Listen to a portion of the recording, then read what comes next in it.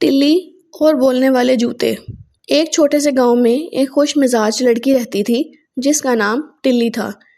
ٹلی کو باتیں کرنا بہت پسند تھا۔ وہ ہر وقت بولتی رہتی، اسکول میں، گھر میں، یہاں تک کہ بازار میں بھی۔ مگر ایک بات ٹھیک نہیں تھی، ٹلی اکثر جھوٹ بولتی تھی۔ کبھی کہتی امی میں نے ہوم ورک کر لیا، حالانکہ ابھی شروع بھی نہیں کیا ہوتا۔ کبھی کہتی استاد جی میرا بستہ ہوا میں اڑ گیا تھا اسی لیے کتاب نہیں لائی۔ سب ٹلی سے پیار کرتے تھے مگر اس کی جھوٹی باتوں سے پریشان بھی تھے۔ ایک دن ٹلی بازار گئی، اسے ایک خوبصورت چمکتے ہوئے سرخ جوتے نظر آئے۔ جوتے اتنے چمکدار تھے کہ سورج کی روشنی ان پر پڑتے ہی وہ جگمگانے لگے۔ ٹلی نے دکاندار سے پوچھا ان جوتوں میں خاص کیا ہے؟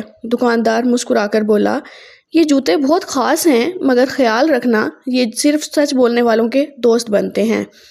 ٹلی ہنسی اور بولی ہاں ہاں جوتے بھی کہیں سچ بولتے ہیں، اور اس نے فوراً وہ جوتے خرید لیے۔ گھر پہنچتے ہی ٹلی نے جوتے پہنے، وہ بہت خوش تھی۔ مگر جیسے ہی اس نے امی سے کہا امی میں نے آج اسکول میں پہلا انعام جیتا ہے، جوتے نے زور سے چیخ کر کہا جھوٹ جھوٹ جھوٹ۔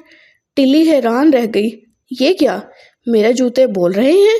امی نے چونک کر پوچھا کیا کہا جوتوں نے؟ ٹلی نے شرمندہ ہو کر کہا امی شاید جوتوں کو لگا میں جھوٹ بول رہی ہوں۔ امی مسکرا کر بولی بیٹا شاید جوتے سچ بولنے والے دوست چاہتے ہیں۔ اگلے دن اسکول میں ٹلی نے دوبارہ جھوٹ بولنے کی کوشش کی، استاد جی میرا ہوم ورک ہوا نے اڑا دیا تھا، پھر وہی ہوا۔ جھوٹ جھوٹ جھوٹ، جوتے چلانے لگے، سب بچے ہنسنے لگے۔ ٹلی کا چہرہ شرم سے لال ہو گیا۔ اس دن کے بعد اس نے فیصلہ کیا کہ وہ اب کبھی جھوٹ نہیں بولے گی۔ کچھ دن بعد جوتوں کی آواز بند ہو گئی۔